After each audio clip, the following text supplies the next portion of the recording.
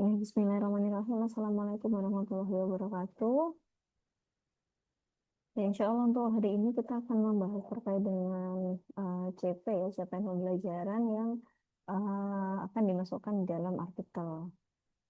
Nah, ini sudah saya buka ya materinya ada di folder ini. Jadi kalau teman-teman mau mencari foldernya ya silahkan dibuka folder yang profesional PGSD di bagian materi.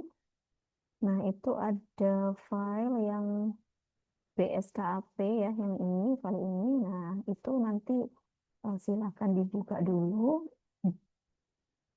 Insya Allah munculnya akan seperti ini.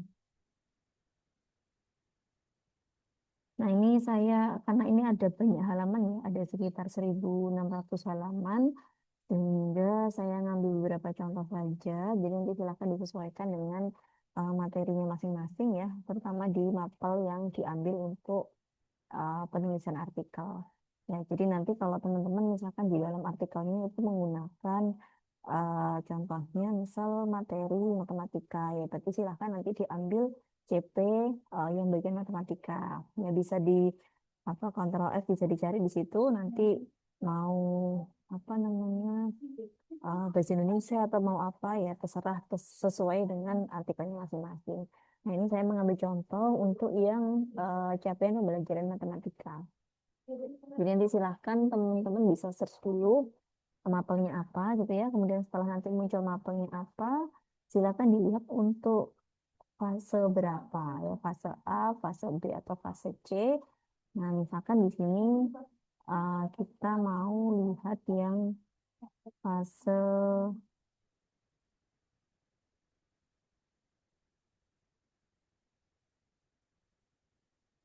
Nah, misal di sini ada fase A misalkan ya.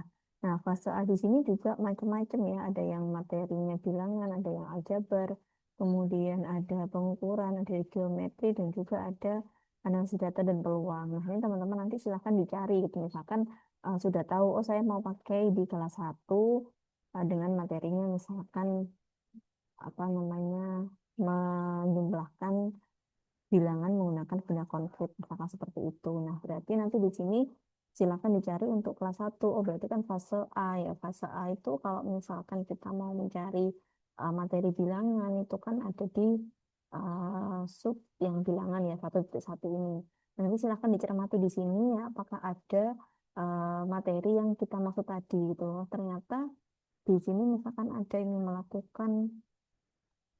melakukan operasi penjumlahan dan pengurangan menggunakan benda-benda konkret yang banyaknya sampai dengan 20. Nah, ini kan berarti ada ya. Ini yang bisa kita ambil untuk capaian pembelajaran di dalam artikel kita. Ya, itu sehingga nanti kalau kita mau membuat materi, ya, kemudian mau mengajar atau juga apa namanya di dalam artikelnya itu lengkap dengan CP-nya. Ya, sehingga materinya itu beneran ada di dalam kurikulum Merdeka. Itu. Jadi jangan sampai nanti kita sudah memilih materi A misalkan kemudian ternyata ketika dicek ya itu tidak sesuai dengan kurikulum capaian belajar di kurikulum Merdeka.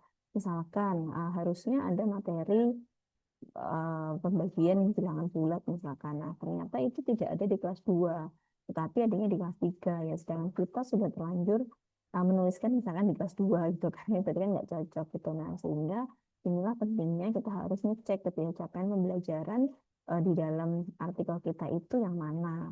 Nah, nanti ya kalau kita sudah menemukan, oh ternyata capaian pembelajarannya ini di kelas ini sudah sesuai, itu silahkan nanti dimasukkan di dalam artikelnya.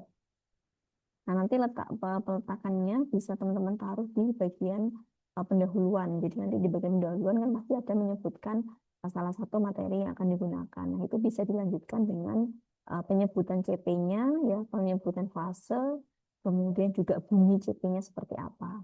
Nah, ini jadi nanti teman-teman punya pijakan yang jelas gitu ya. Oh, materi ini ada di kelas ini, acuannya apa? Acuannya ya capaian pembelajaran di kurikulum Merdeka.